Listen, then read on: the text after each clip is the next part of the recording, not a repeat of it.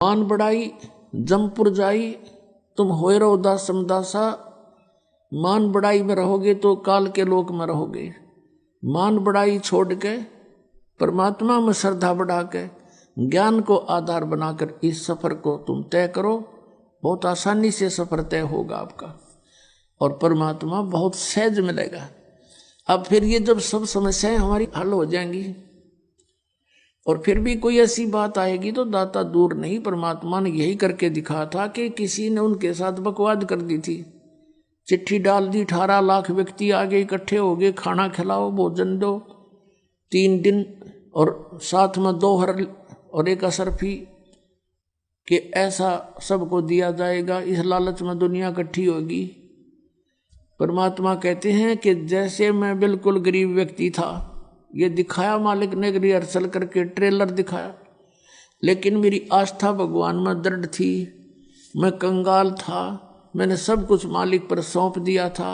कहते हैं सर्वस्व सौंप देत साहेब को काज जिन्हों के सरिया। जो सर्वस्व सौंप देते हैं मालिक पर, कहते हैं फिर दाता हाजिर खड़ा रहता उसके लिए। फिर ये दिखा के देखो मेरे लिए परमात्मा ने के स्वरूप बना लिया था।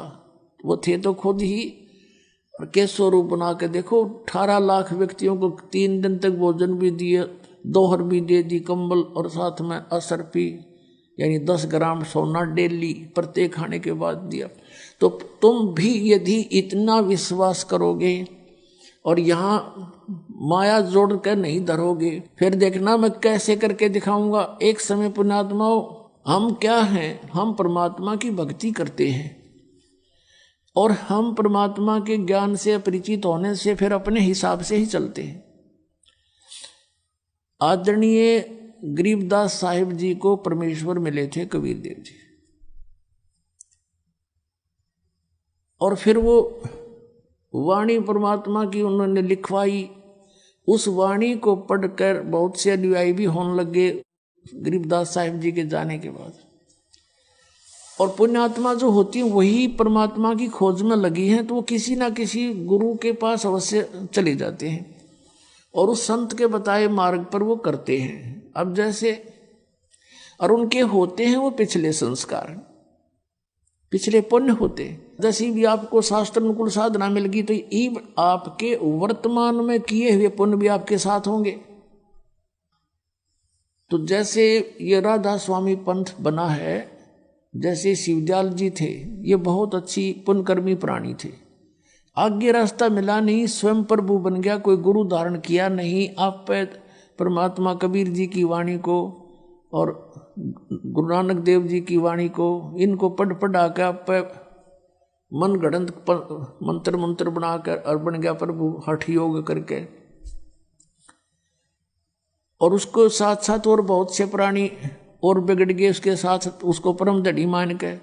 एक व्यास के अंदर जयमल सिंह जी हुए हैं, उन्होंने उनसे नाम लिया, उन्होंने व्यास में एक डेरा स्थापित कर दिया। उस श्री जयमल सिंह जी के एक श्री सावण सिंह जी संत उनके शिष्य हुए। अब सावण सिंह जी के जो संत शिष्य आगे बहुत से बने, उनमें से एक बिलोचिस्तानी शाह मस्ताना खेमामल जी, जिसने सच्चा सौदा सिरसा के अंदर एक स्थापना कर दी डेरे की। अब देखो श्री सावन सिंह जी के शिष्य तो बताते हैं लाखों की संख्या में थे, लाख के आसपास, उन्हें 1.25 लाख के आसपास बता रहे नाम दिया। तो उनमें से ये खेमामल जी ही क्यों प्रभु बन गए? अलग से उसको कोई नाम देने का आदेश भी नहीं दिया, क्योंकि ये कैसे अपने आप में अलग से गुरु पद बना लिया। उसमें सिद्धियां भी थी, बहुत से उनके प्रमाण हैं कि औरों को उसने बहुत सी राहत भी दे दी, कुछ सुख भी दिए हैं। तो वो कैसे था? वो इसकी अपनी पूंजी थी, पिछले संस्कार थे इसके, पुण्य थे इसके, और अन्य लाखों थे वो ना पढ़ पे ऐसे एकदम। तो ये पिछले संस्कार से ही उसके कुछ थोड़े बहुत पूंजी थी, धन था भक्ति का, वो खत्म हो गया। अंत में इंजेक्शन रिएक्शन से उसकी मृत्यु हुई, वह बैटरी डाउन होगी, पिछले जन्म में चार्ज की हुई। तो ऐसे जीवन व्यर्थ होता है इनका।